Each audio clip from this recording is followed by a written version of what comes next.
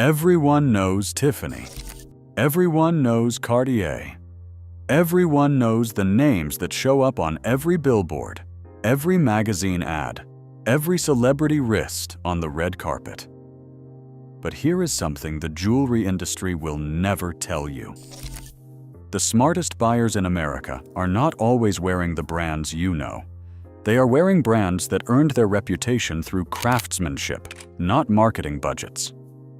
Today, we are breaking down 5 underrated jewelry brands that prove some markup is actually worth paying.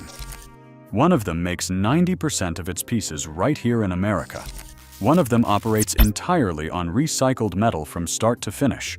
And one of them hides a tiny ruby inside every single piece they make. Before we start, I want to clarify something important, because this channel has spent a lot of videos talking about overpaying for jewelry. There is a difference between bad markup and good markup, and understanding that difference will change how you shop forever. Bad markup is paying 5 times the metal value because a brand spent millions on Super Bowl ads and Fifth Avenue real estate. That is brand tax. Your money goes into the marketing campaign, not into your piece. Good markup is paying a premium because a real artisan spent 40 hours hand engraving your piece. Or because a workshop has been refining one technique for 50 years, or because the design is so distinctive that almost nobody else owns it. Some of the brands on this list are not cheap, but every dollar above the metal value goes into something real. That is the difference between an honest luxury brand and a marketing campaign with a price tag. Brand number 1. James Avery. If you have never heard the name, you are not alone. But if you live in Texas, you grew up with it. James Avery started his jewelry company in 1954 in a 2-car garage in Kerrville, Texas. 72 years later, the company is still family-owned and still based in Texas. They have over 120 stores, 5 manufacturing facilities, and 3,000 employees.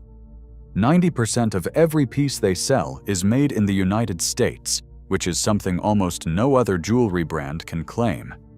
The materials are honest, sterling silver and 14-karat gold.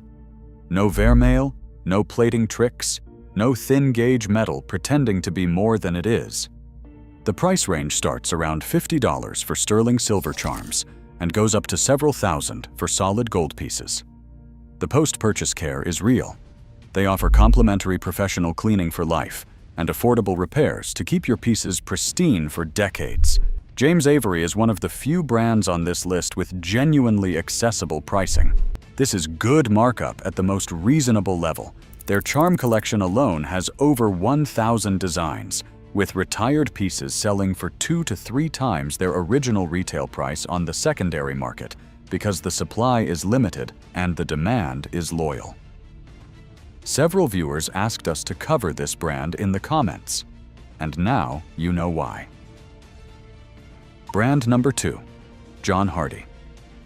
In 1975, a Canadian designer named John Hardy traveled to Bali and never quite left.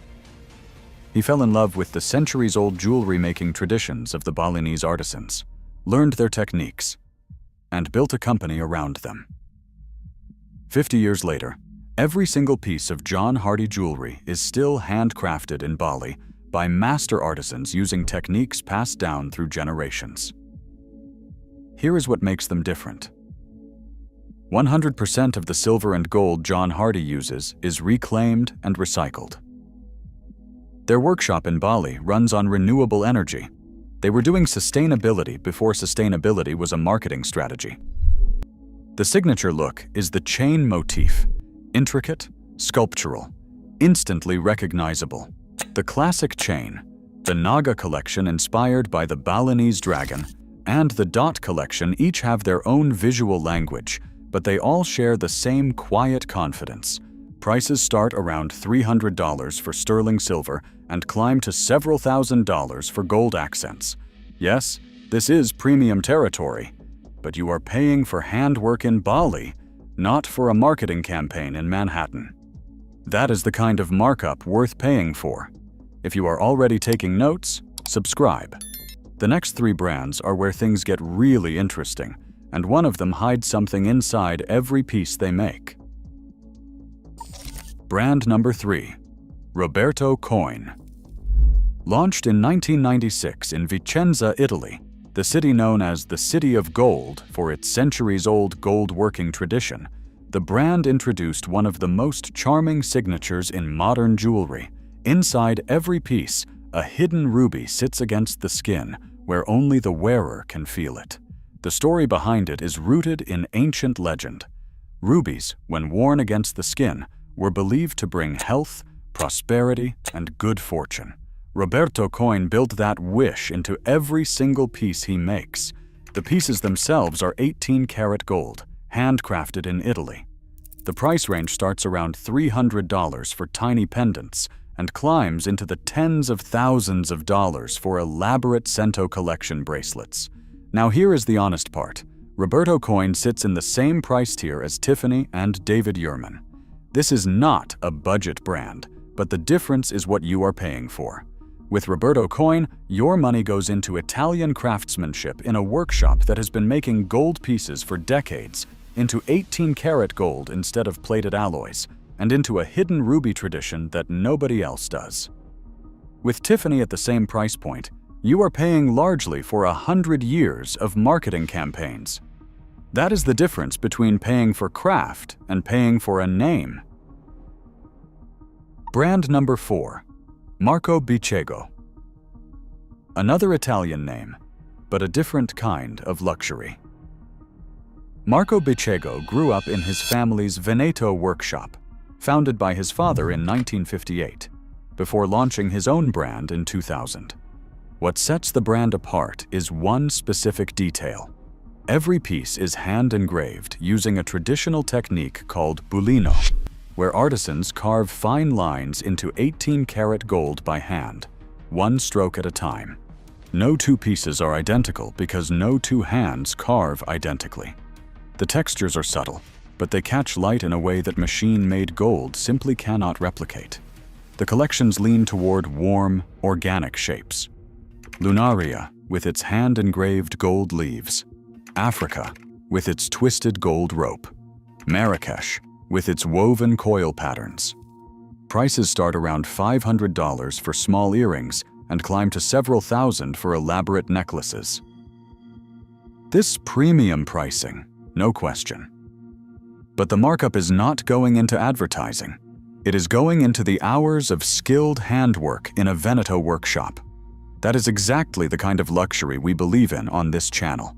Exclusive, made by hand, almost impossible to find elsewhere. The hand engraving is invisible to most people from across the room. But up close, in your hand, the difference between a Markup Bicego piece and a mass-produced gold piece is the difference between a hand-stitched leather bag and a factory one. You can feel it. And once you do, you cannot unfeel it. Brand number 5. Lagos. Founded by Stephen Lagos in 1977 in Philadelphia, this is one of the most quietly respected American jewelry brands of the past 50 years.